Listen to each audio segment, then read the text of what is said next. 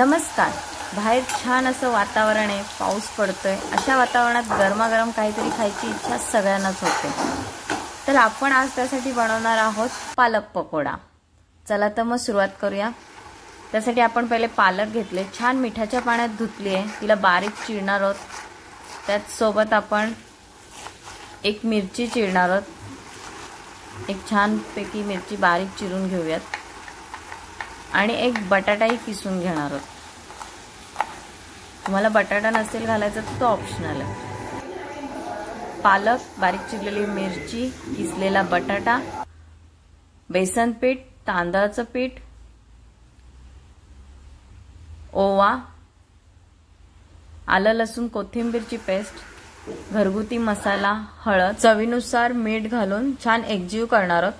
पहिले आपण असंच मिक्स करणार आहोत, गरज लागली तरच पाणी ऍड करणार आहोत, कारण भाजीलाही पाणी सुटतंय। तर आपण खूप कमी प्रमाण लागलंय पाण्याचं। तर तेल गरम झालंय, छान भजी काढूयात।